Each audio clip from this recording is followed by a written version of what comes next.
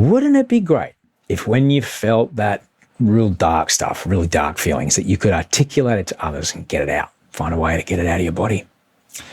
So in a way that made you feel understood. What if you used art to explore things like anxiety, feminism, addiction, body image, relationships, societal expectations, using illustrations as observations? My guest this week has done just that. Celeste Mountjoy is an artist out of Melbourne who has literally become the voice, even though it's visual art, she's become the voice of a generation of women that, in her words, are no longer prepared to smile politely at the outrages, the uncertainties, and the absurdities of life on the path to adulthood. Celeste uses art to share her observations on being young, being female, and occasionally being quite seriously fucked off. Celeste started sharing her illustrations at the age of 14 on Instagram, and almost a decade later, her account, Filthy Ratbag, has garnered a huge following. And Celeste has actually just released a brand new book of illustrations called What the Fuck Is This? It's got 100 previously unreleased drawings and comics in there. She's fantastic. She's so smart. And she joins me today for, at times, what is quite an intimate conversation about the way she uses her illustrations to share her story about being a young girl navigating life through mental illness, substance abuse, love, grief, and time with artwork. Enjoy meeting Celeste.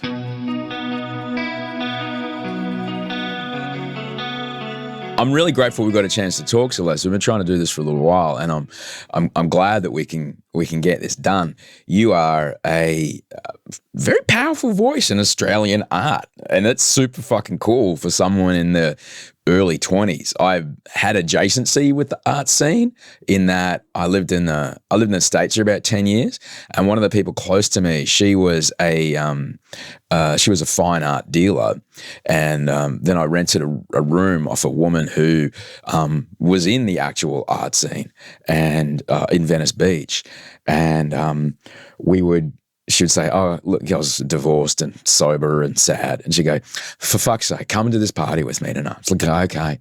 And we'll go to this party. And I was like, wow, this is fucking interesting crew here. And like, I know that person from that film and that person. Like, I'm like, is that homeless guy someone's friend? I'm like, no, that's the guy that just sold that painting on the wall for $10 million. I'm like, okay. That's always the way, huh? It's always the sort of, scroungy looking ones. And I think that the millionaires. The thing that she really helped me understand, because she went to the Art Institute of Chicago and she told me a lot about what they did there, in that and we'll get to talk about this because I think it's, the volume of work that you output is extraordinary. But the agreement around art, there's a show we're watching right now called High Desert with Patricia Arquette. And just the agreement about art of like, this is my drop sheet. That is a Jackson Pollock. But the story is the difference. When did you first understand that agreement of the value, I guess, the monetary value around the art that you were creating? That's a really good question. And I think, I still am trying to sort of understand those politics in a lot of ways because, like, it is really interesting. It's like, where does that line? I mean, I went to art school in, like, year 10, 11 and 12. And so you learn a lot about that sort of concept then. So I try and wrap my head around it at that point. But before that, I didn't realise that you could sort of be an artist as a job. I didn't think that was something that you could do or have it be lucrative as well, especially the type of art that I made. Like, I've never been someone who's sat down and be able to, like, punch out brilliant oil paintings or anything like that because I'm so impatient. It's always just been a way for me to tell stories quickly and to, like, punch out how I'm feeling in a fast way. So I don't know, in terms of, like, being seen as an artist and, like, when that shift occurs, it's, like, a bit of a mystery to me still. And I think social media adds to that confusion in a lot of ways because, like, I get referred to sometimes as an artist and that feels nice, but then sometimes someone might just call me an influencer or something like that because my sort of recognition began on the internet, I guess, rather than in an art gallery. And quite a high profile in your not even late teens, in your mid-teens, Yeah, I was very young. I was like 15. I was a baby.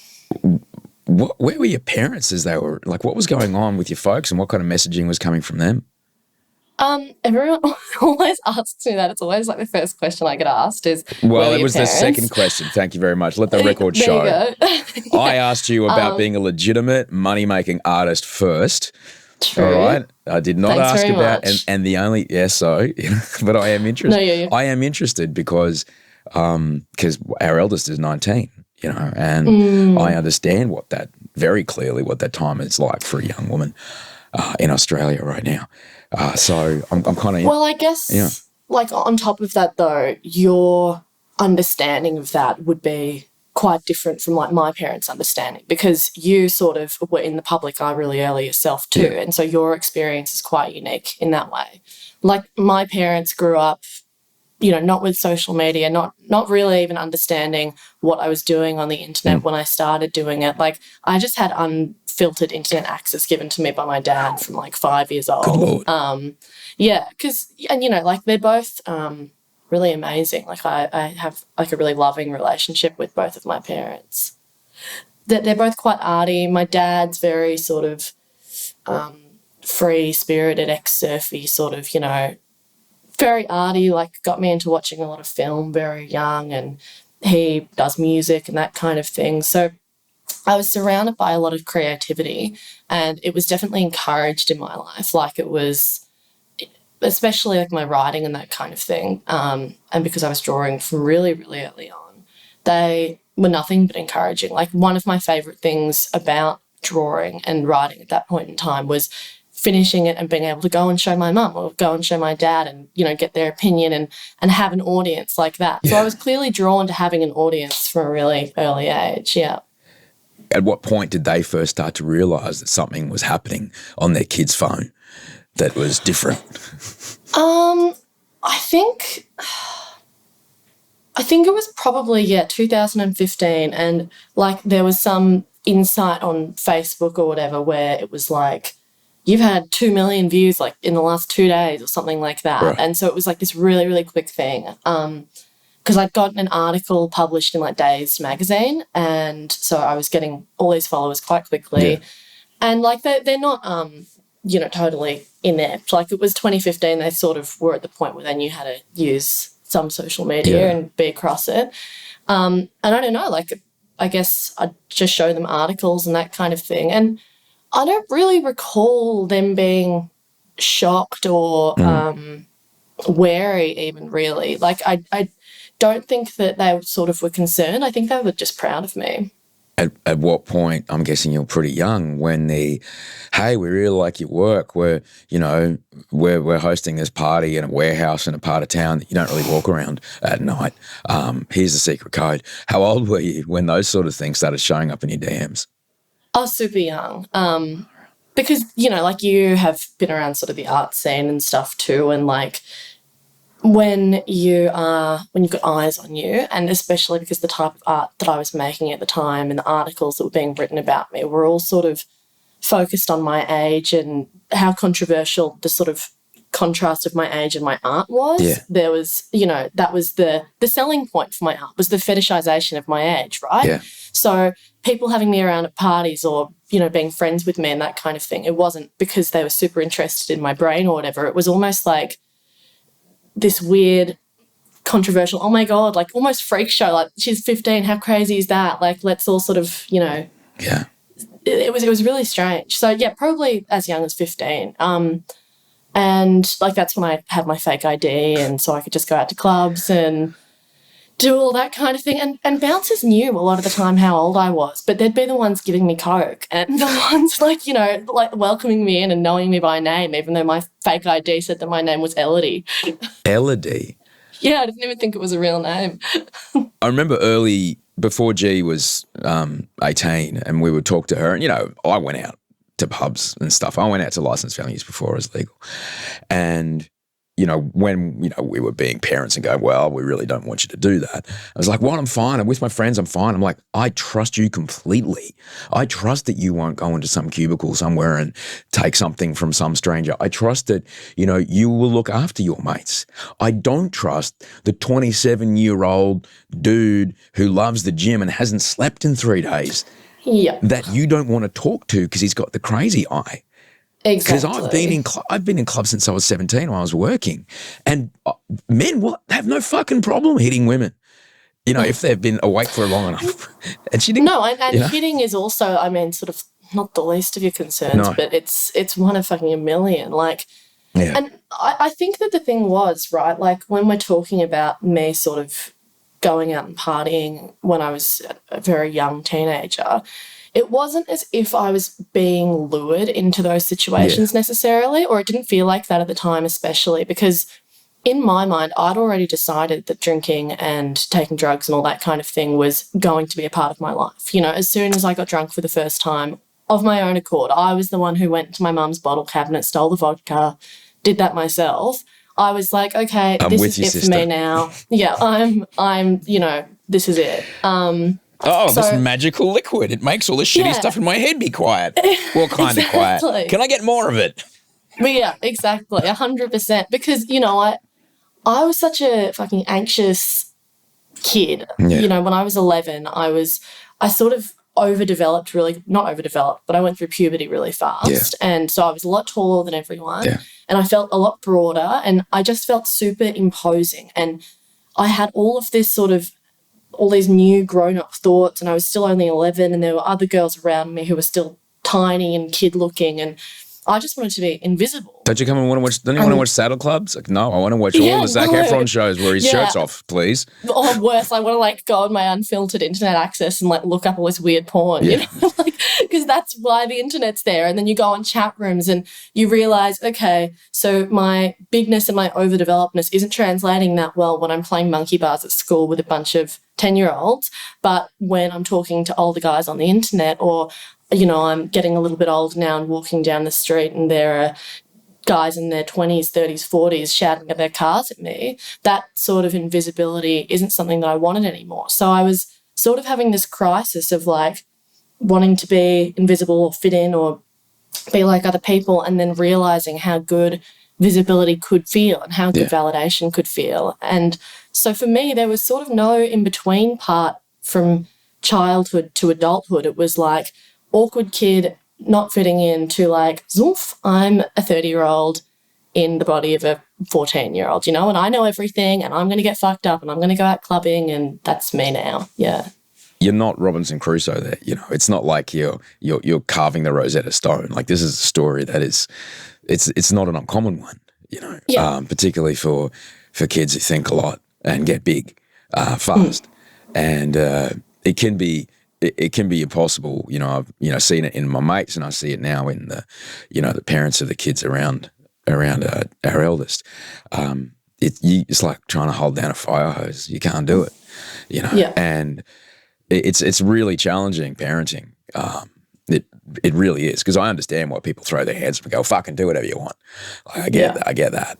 But I'm sure you folks, I'm sure they were concerned about you. I'm sure they worried about you. Did they understand the scope of what was going on? I think that I was so good from so early on at convincing people around me that I was as old as I thought that I was, and at saying the right things. And I was, I guess, rebellious in my actions and the things that I was sort of going out and doing. Yeah. But I wasn't one of those kids that was screaming, go fuck yourself to my mum and dad. I was quite tight with them. We got along quite well. So they sort of had no reason to worry that much, I guess, or to think that maybe things were going really badly or weirdly for me. Because I'd tell them the right things, and I sort of knew how to manipulate the situation. And teenagers generally are pretty good at doing that when they figure out the formula. Yeah. Well, I can tell you, I've seen it twice now, and the formula's figured out pre-verbal. Before Wolf was able to speak, he was doing it. And Yeah. I do another podcast with Charlie Clausen about fatherhood, and we had an anthropologist tell us that it's an actual trait. It's a genetic trait that has been passed down because the children that were the best at manipulating the adults around them, even before they could speak, got the most food, care, love, safety, attention, closest to the fire, all that, safety, all of that. And so it's a thing. Yeah. It is a thing that we are born to do. We're literally born to manipulate other people to ourselves, to serve ourselves. Yeah. And I was like youngest child as well. So I sort of was lucky enough to witness my older sister's fuck ups and learn from them and be like, okay, so you're sort of doing it this way. You're just like acting out and sort of have some tact, you know what I mean? Yeah. Like, you got to have tact if you're going to get away with it. And so I sort of would learn from her mistakes and like, you know, I guess it helped that I was doing something that my parents kind of took seriously. Like, I was exhibiting interstate and doing these group shows and doing interviews with people, and like it felt legitimate what I was doing. It didn't feel like I was just making art in these weird, dingy little studios owned by 30-year-old men. It was legit and out in the open, and it seemed promising and good. Yeah, and just the last thing on your parents, you don't have to comment on this, but I am 2 of 4 boys, and I think by the time my youngest brother started going through what we went through, like my mum had seen 3 boys go through it and go, okay, first time around, I might have lost my shit at what just happened, but now I know, you'll be okay unless this happens. And so, you know, looking back at the time, I was like, can't believe you're letting him get away with that. But then afterwards, I'm like, she knew where the boundaries were, and she knew that he was going to learn something out of whatever was going on. And so it's not that he had an easier ride. I think it was the mum had an easier ride because she knew what to actually get worried about. Yeah, for sure. And I think probably every kid, they sort of get more desensitized as well to the acting out. And, you know, definitely there are some points where it's, you know, easy for me to look back and feel resentment towards them and be like, fuck, why didn't you see what was going on when it was right in front of you? Yeah. But they're just humans and trying to sort of, like, you know, my situation wasn't something maybe that they were expecting, and it was unique, and I don't know. I don't feel too much resentment towards them for that. Oh, that's okay. Everyone has resentment for their parents. You know, it's okay. It's how it's supposed to be. Yeah. As you were speaking, you know, I'm kind of reminded of the career path, and I don't know if you know her. I'm sure you do. The career path of the fashionista Tavi Gevinson, who was I think 13 or 12 when she started doing these stylings of editorials that were just unfucking believable, and getting covers on Vogue and Cosmo, like all these big Hearst magazines. And it was, you know, photos at parties of, you know, her standing next to Pharrell. Here's this kid. And, you know, it was just kind of really interesting that this idea that some small human was able to do the stuff that a large human was able to do, but it wasn't copying. It was a reinterpretation. And I just got all these photos flashed in my head of like all the people standing next to this child in parties very late at night, which probably shouldn't have been there. And it was kind of interesting. But you've mentioned this a few times, and I'd be interested to unpack it. The nature of chat rooms when you are, you know, playing the game of being a grown up and playing the game of being in a grown up space. Eventually, there's going to be physical boundaries when you're in a pub or a club or whatever. But when you're in a chat room, when you're alone in your house, those boundaries vanish. And unless you're sending photos, I mean, they don't have to be photos of you, but you're starting to get into places that are can be quite exciting, can be quite thrilling, but also, as we've clearly seen, quite dangerous. At what point did you kind of realize that? Like, did you ever like slam a laptop shut and run away? Like, was there any like kind of quite frightening moments early on, or what was it that drew you to those spaces? Yeah, I think I was always attracted to the thrilling nature of it for sure. And you know, it was like another form of storytelling in itself in some ways, because I could be whoever I wanted to be. I didn't have to be an awkward 11-year-old, you know, who was sort of not taken seriously. I could be a cool 16-year-old who, you know, knew what she was doing and was funny and pretty and blah, blah, blah. I don't know. I think I just slowly sort of desensitized myself to how spooky that world could be. And because there was a divide between me and whoever I was talking to, like you said, you know, it can't ever become too real, I guess.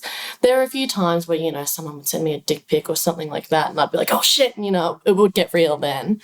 And I think my dad might have caught me one time and sort of saw the contents of the conversation, and, you know, that's when he sort of clocked on to what was maybe happening. But yeah, like I was really infatuated with the internet. Like I was really infatuated with the anonymity, the way that you could connect with people, the sort of range of people that you could connect with, the difference between truth and lie and how much of it's authentic and not. Yeah. And so I guess it sort of was a natural progression for me in a lot of ways to go from doing that sort of anonymously as a kid to just going to Instagram and wearing my heart on my sleeve and not having much of a filter and that kind of thing. And what's, you know, from what I know about, you know, how I approach creativity, and because I have a job, everybody's job requires creativity. Just mine is quite a little more obvious. Both my parents were doctors. They were only good doctors because they were extraordinarily creative people, because they had to come up with creative solutions. And it's the same method every time. It's like, fill your brain full of all the raw material you could possibly need,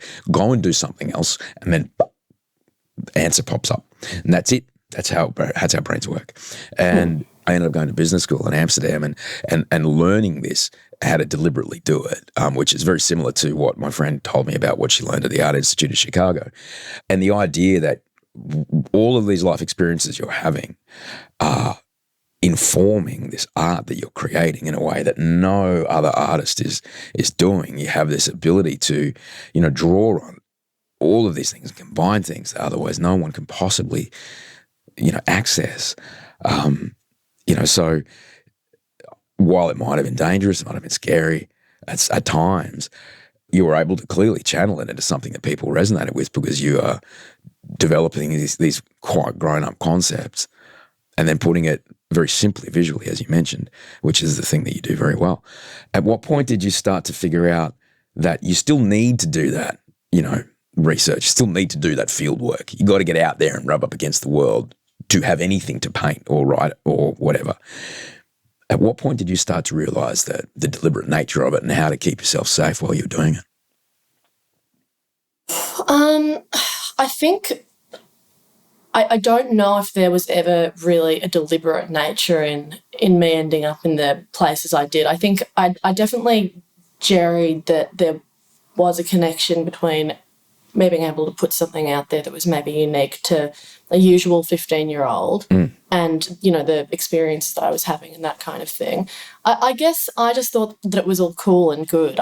It's interesting you ask that, because maybe it was while I was making the book in some ways and going through my life sort of really quite chronologically and thinking about all these different parts and realising that I guess I didn't think that doing those dangerous things could traumatize me. I didn't think that, I just thought, oh, well, great. Like it means that I can write, I guess. I know more things. I'm, you know, filling myself up with information about the real world and adults. And so I can sort of do my little impersonation of one far better.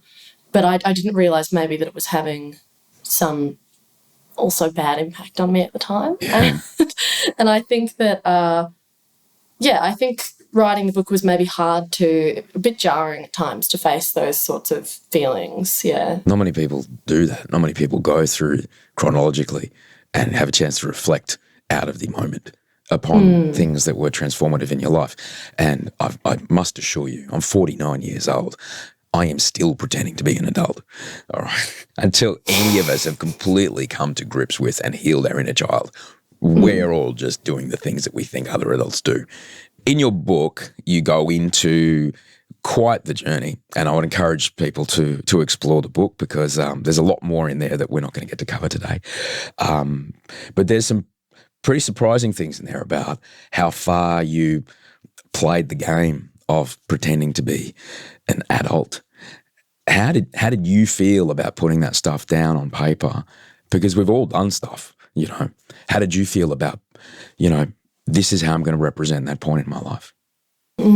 I think that there are lots of like themes in the book that were hard for me to talk about and to know how to talk about, because like I was making the book when I was only 20, and a lot of the art in it and the stories in it are from when I was 15, 16, 17, 18. Yeah. And so there's sort of this really fine line between overexposing everything and maybe being misunderstood and being someone that, you know, can be relatable, or that does just is transparent about maybe the really difficult things. In my book, like, I represent different characters or sort of themes as animals and that sort of thing. So older men and predators and stuff in my life I represent as these wolves who are sort of always on the hunt. And I think that the feedback that I've gotten a lot of time from young women who have read my book and read stories about the type of things that happen to me, it's so clear to me how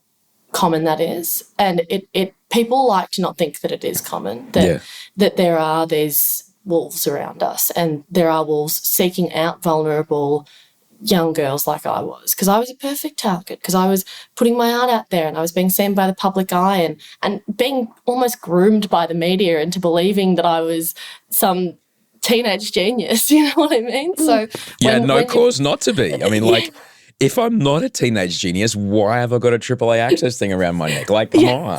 Exactly.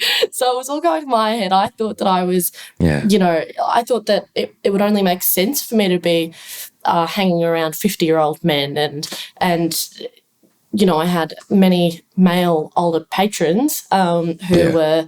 It was a really dodgy situation. It was really, really full on, and it was only once again while I was, you know, sort of coming out of that period of my life as like a 20-year-old, as an adult woman, that it sort of smacks me in the face how insanely fucked up it all is, and how wrong that situation was. Because in the time I was just so deeply immersed that I'd sort of drowned and was blind to it all. I just thought it was completely normal. And I think, you know, if there's something that I can do, like maybe show teenage girls that it is something that happens, and although I'm sure they're so smart and mature and amazing, there's a reason that they're being told that they are those things by these blokes. You know, it's maybe not as unique as the situation is as unique as they think it is. They're all unique. You know, I was very unique. We're fabulous, but not fabulous enough to justify being with someone 30 years our senior. Yeah. I've got to applaud you for writing about that stuff and putting it down in paper, because I think it's a very important thing that people understand. It's not rare, but it's not common. It does happen, though. It does happen in our community. And it's this really strange thing, because, you know, as my mate, a buddy of mine, she walked for Yves Saint Laurent in the 80s. She's 6'3", redhead. You know, when giants stalked the earth, she was, you know, she grew up in Sydney, and she's like in the couture. She's getting literally sewn into these clothes before a catwalk in Paris, you know, but, you know, she's walking like unbelievable. I had her on the podcast a little while back, and she goes, if only 16-year-old girls knew how fucking beautiful they are, and that they'll never be that more beautiful. They'll never be that beautiful again, ever. And, you know, if only they knew. Because there's this gap between how someone actually physically appears and the value that we as a society put upon that aesthetic, that visage. And yet the very nature of being a teenager is that you do not believe it at all. And so having someone else tell you or affirm that is a nice feeling. Oh, completely. And being able to put financial, you know, an amount so on monetized. how gorgeous It's you so are fucking monetized, whether it be a fucking like. I'll tell you right now, if it's a fucking like or a comment, that's fucking, it's commodified. Yeah, or, you know, in like the literal sense, when I'm talking about these older sort of male patrons that I had, if I could put a value on how important or attractive I was, it made it feel so much more validated. And that's so scary. And it's so scary that I sort of felt that I had to go, not looking for it, but that it found me, and it felt important. It's also really strange in that breath, like you're talking about the sort of obsession of the 16-year-old girl that society has, because they really do. Like, there were articles being written in like China about me and you know, Russia and like all over the joint. And every single article started with 16-year-old, you know, female artist, filthy rat bag, blah, blah, blah, blah, blah. Like it always started with that. It was the fetishization that got me the recognition in the first place. Yeah. And so then growing from there and turning into an adult woman and, you know, maybe going through phases where I gain weight or where I look different or I chop my hair off and I'm not sort of catering to that cute young teeny bopper thing as much anymore. And having all these people telling you that they're noticing that and that they don't like it and they want you to go back, that totally fucks you up too, because then it's like, oh, I have to stay where I was and I have to keep being this, you know, jaded, nihilistic 16-year-old girl when I'm just trying to live my fucking life and grow up and try and grow up normally while not being totally critiqued by strangers on the internet. You talk about these older men, let's say from 30 up, you've written about that. What are your thoughts about a community that seeing that couple, you know, across a bar, the judgment is that the child, because you weren't even 18, the child is in the wrong there. Especially if there's money involved and stuff, definitely, you know, but people are really quick to jump on, gold digger or this or that, or you must have been asking for it some way or another. Why'd you keep going back? I just think that 16 isn't an adult, you know. It's the age of consent in Australia, which is absolutely mind-blowing to me. A 16-year-old, and a lot of people don't know this when I tell them, they think, oh no, at 16 you can be with someone 2 years older. That's the max, right?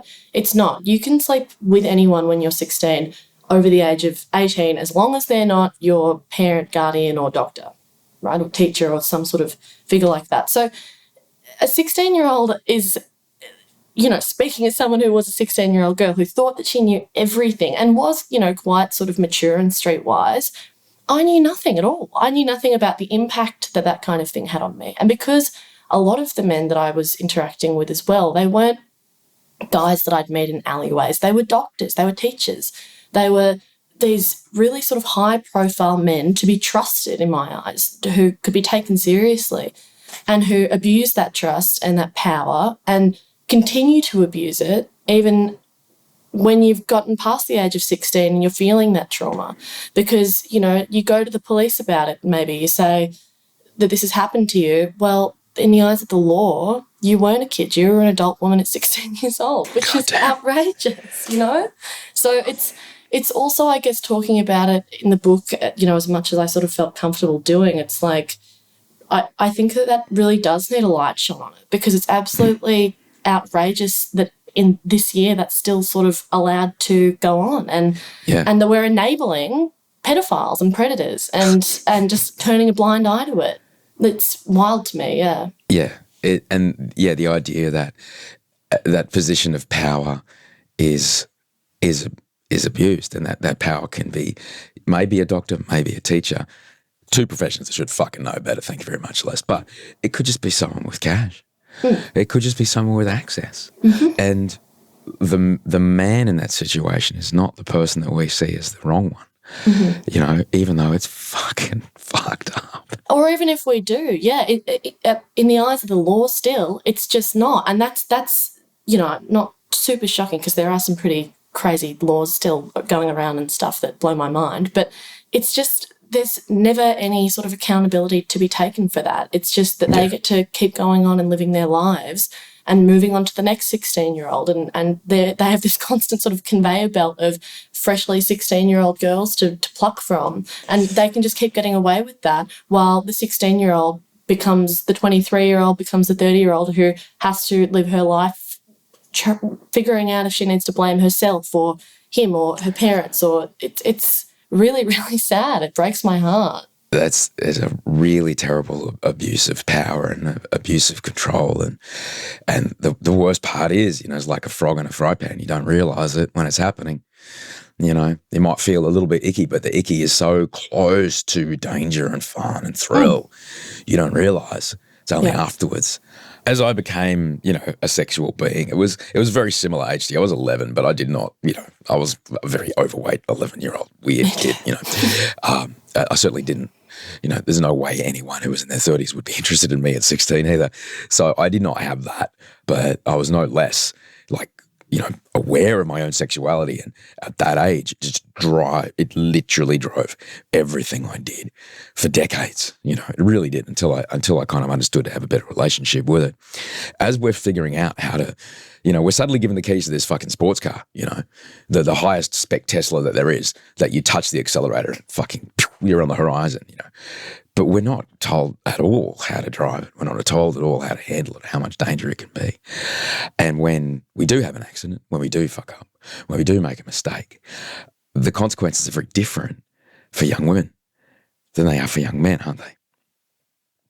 Yeah, completely. I think around the time that I was a teenager and growing up, like 2015, 16, there was like a pretty big sort of sex positive movement coming through. And I think that I definitely took that on in a big way. And I think maybe misunderstood its intention sometimes, because I think that I maybe didn't understand the repercussions too much of being hypersexual and of sort of having bad boundaries with the people around me and not caring so much about me and my pleasure, but caring more about how desirable I was, and how I could sort of quantify that and let people know that I was someone to be desired and wanted, because I'd never felt that way. I'd always had such a low self-esteem and felt so shitty about myself and saw that I had this gorgeous mum who seemed so desired by all these men that would pass her on the street, and I just wanted that so badly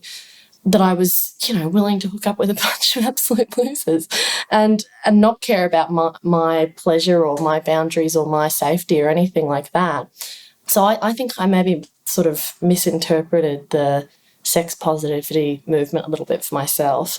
But I think, you do those things and they can be traumatic, but I've thankfully been able to learn from it. And I still haven't worked it out at my age. And, I think my relationship with sexuality and love and all of that stuff is also really tied into my self-esteem and my drinking even and my relationship with partying and all of that stuff. It's all sort of connected. So, yeah, it's sort of an interesting one that I'm still trying to figure out. Oh, mate, we all are. You've explained it quite clearly. What would be your message to people who, might, want to comment under a picture of a young woman, or the idea of you're allowed to be sexual and sex positive, but not that positive? I think, I have friends with kids who are 15, 14, 16, like the age that I was when I was sort of being seen by a lot of eyes. And I remember at the time, all the comments on my photos were, oh my God, can you believe she's 16? Can you believe she's 16? Because I looked older. I think we need to try to stop that fetishization. I think it's always going to happen. I think that 16-year-old girls are an insanely easy target for predators and people looking to take advantage of that. I think we need to try not to be blinded by the insane confidence that a lot of 16-year-old kids can carry and realise that underneath all that, their pineal gland is very underdeveloped and they don't know what they're doing, and we need to somehow rally around them to make sure that they are safe by opening dialogue with them and by not treating them like babies, because they're not and they certainly don't feel that way, but also by looking at fucked up laws like 16 being the age of consent and figuring out who is talking to 16-year-olds and why, are there even 25-year-olds in their DMs calling them hot and that kind of thing. Even that's not right. It doesn't matter if she looks older than 16, it doesn't make it okay. That's it at the end of the day, isn't it? No, your prefrontal cortex doesn't finish growing at the age of 25. No, mine's not even there yet. Oh, man. I drank and, fucking snorted gigantic fucking holes through my neural pathways. Thankfully, neuroplasticity exists. So I've spent the last 13 years trying to put all that shit back together. But I just, we don't understand enough about that. And yeah, I have a lot of thoughts. Speaking of laws, I have a lot of thoughts about alcohol being a legal drug. You know, we have stronger societal safeguards around peanut butter and keeping people safe than we do around alcohol. You know, we don't consume responsibly for peanut butter because that's not good enough. We have fucking rules, you know. There's no peanut butter on planes. There's no fucking peanut butter at school. Do not have it for breakfast if you're coming to have, because children that could die. And we're cool with that. Doesn't mean you can't eat peanut butter. Have all the peanut butter you want. But we're more okay about what we can and can't do with peanut butter than we are with alcohol. Yeah. And it's fucking so much more dangerous. Yeah, it's wild. It definitely is. Especially, I mean, in lots of cultures, but Australian culture is so, we're so ingrained to associate it with being a legend and, you know, being someone who can do a shoeing and get pissed and hold their shit. And, you know, like it's this kind of obsession that we have. Mate, I'll be fine. Yeah, exactly. Piss fit is one of the greatest, shittiest, most brilliant, terrible Australian words. What? I don't think I've heard piss fit. Piss fit? Oh, it's like, piss fit is like, how are you? Oh, fucking dusty. I'm not very piss fit. And my mate from college showed up. We went at it like we used to.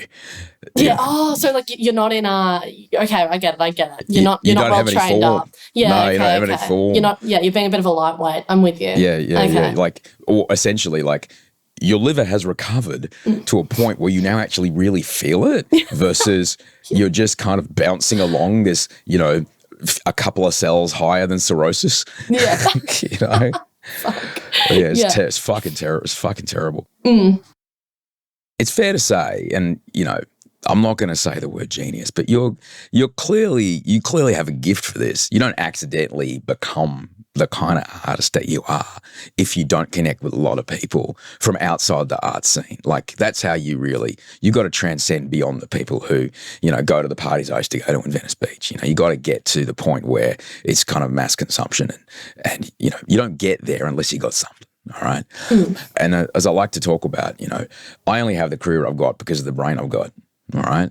And I'm only able to do the things I can do and better than other people because of this particular way that my brain is. Unfortunately, it comes pretty shitty bits and I have to work pretty hard to keep those bits in control. I control them a lot in a far healthier way nowadays, but it's still work. How are you with the balance between the things that your brain does and the way you go about life and the ability to keep producing art and, you know, the things that, you know, perhaps don't serve you? It's a very interesting question. It's something that I think about all the time because you're completely right. Like it all is connected. My creativity is connected to things that I'm really proud of, like being able to communicate with people and understand them and identify things in myself. And, you know, that's a really good thing. I'm really glad that I have that. But it also comes with, you know, my creativity is very much connected to my mental illness and the anxiety and depression and that kind of thing. And then also the anxiety and the depression and that kind of thing have sort of managed to lead me into being absolutely obsessed with booze and, you know, any drug that I could get my hands on. So I think it's like sort of bittersweet in that way, isn't it? Because, yeah, you sort of think like, can I have it all? Can I just have the good parts? But it seems sort of a lot harder than that to achieve. I mean, I think it's also hard being open about struggling with drinking and substance abuse and that kind of thing while you're actively still on a journey with it and dealing with it. You know, I'm only 23 and in my book, like I've got a whole chapter called Big Drunk Fuckhead about me being a big drunk fuckhead basically. And I so badly want the book and the chapter to be able to end with, and then I went to rehab and then everything was okay and now I am glowing and perfect and I will never fuck up ever again. But that's not the reality of it. Oh, look, I can absolutely relate to that because, I mean, I tried to stop many times. I understood. I was told I had a problem at 22. I ignored that for a long time until I was about 33, 34, no, 32. So like 10 years. And then realised, oh fuck, I can't not do this. And it took me 7 more years to actually stop. And I'd get days, weeks. I think the best I got was 8 or 10 weeks at a time. But then like I was ill-equipped to deal with essentially my brain unmedicated. The drug I was taking was alcohol. I was ill-equipped. I've since learned ways to deal with that, and I'm on far better, fucking brilliantly pharmaceutically pure meds that help me deal with what's going on. And there's benefits and side effects to everything. And I am at peace with the balance that I'm at now. But people, and I talk about this all the time, Celeste, is like people who go, well, why don't you just don't have another drink? It's like, well, that's because you're thinking that with your brain. All right? Why don't you stand at the top of a stairwell, put your hands in your jeans pockets, and then I'm going to tell you, promise me you won't take your hands out of your pockets. And you say, I promise you I won't take my hands out of your pockets. Like your life depends on it, like my life depends on it. You're going to take it in the face. I'm going to take it in the face. And I shove you in the back of your shoulders. Your hands will come out of your pockets. I told you not to do it. I didn't want to do it. It's impossible to not do. Yeah. And that's the thing that people don't understand about addiction. Until you've come to the point where you, unfortunately, you have to realize that you're at this point where you realize I'm going to actually have to stop this because there's no way I could not do it, and I'd have to face why I do it. You can't find your way out of it. But it's hard to do, and it can't happen quickly. Very hard. No, it's extremely hard, and like I talk all the time about my art being instant gratification art, and that just is everything in my life. You know, I want to drink as much as I can. I want to eat as much as I can in one sitting. I need to draw this picture as quickly as I can. I need to do everything quick. And the moment that I have to sit by myself and be slow, it feels like I'm going to blow up. Like it feels like my brain is going to explode. So what's the easiest thing to do then? It's to, have a quick fix, like drink more, eat more, do something more. Like the last chapter in my book is called Time Turns the Pain into Diamonds. Oh my God, if that's not a fucking brilliant country song title, oh my God. Don't say that. No, Time turns the pain into diamonds. Oh no, not that kind of country. What are you thinking? Oh no. So Celeste, I've played in a lifetime. I've played in a funk metal band. They're like a proper fucking metal band. I've played in a double bass in a hip hop band, and I've played double bass in a country band. So all music is great to me. Like pop, I love it. And I'm on this. I've just, how you sometimes get this kind of flashback, and I just remembered. Oh yeah, that's right. I had heaps of denim shirts, and I listened to a lot of, and dialed it up, and then. And I just fell backwards down the water slide of old country again, and I'm just all about it. Not the whiny pop country shit. I'm talking about like the proper, kind of gnarly real shit. Yeah, well, I'll take it as a compliment then. That's a Lucinda Williams song if ever I heard one, and it's fucking awesome. Thank you. Time turns the pain into diamonds. That's fucking good. Sorry, I took you on a tangent. No, there, but it's really I good. like it. Like while I was writing that, I think I was really hell-bent on being able to say that I'd found that as my solution and that I had let time pass. But I hadn't, because, I was 20 writing the book, and 2 years had passed since I was 18 when the peak of a lot of really bad shit was happening, and I was in a really bad place and grieving and trying all these different meds, and but time had barely passed for me. But I couldn't even let time pass enough in terms of just sitting on a couch without any other stimulus for 5 fucking minutes. Like, I think for me that chapter and sort of wrapping up everything in that way is more like a hope for myself, or like something that I hope that I can manage to do, is allow the time to turn the pain into diamonds, and to get to a point where I can sit for longer than 5 minutes and just sit with the discomfort, and maybe within the discomfort I'll find not a solution, but something more than just confusion and pain. What I'd say to you about sitting on the couch is I understand that, and I'm sure many people are trying to put it in their brains right now. It's like, could I sit on the couch for 5 minutes and not do anything? Like, that's fucking hard. What you've just described is the Kilimanjaro of sitting quietly in this day and age. Start at 5 seconds, Start 2 breaths, 1 breath. Can you do it for 1 breath? if you need something to think about, geez, the variegation on those leaves is really interesting. You find something in the room to be curious about, and then you're done. And you do 2 breaths tomorrow, and that's it. It's just the tiniest bit at a time. You're not trying to finish it today. You're not trying to be perfect at it today. You're just doing a little, just 4% is the magic number, by the way. That's the amount of challenge you need to create a growth response in however it is that you do. So that's what I would say to you, and it is in just simply growing that muscle and understanding that you'll cope and trusting that you'll cope. I mean, that's my experience of it, but I absolutely can relate.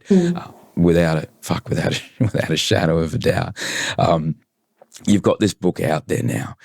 You've put art out in the world before. I always, if I'm nervous when I send a podcast off to Andy to cut up, or before I hit send on something I've written, it means that I've done a good job.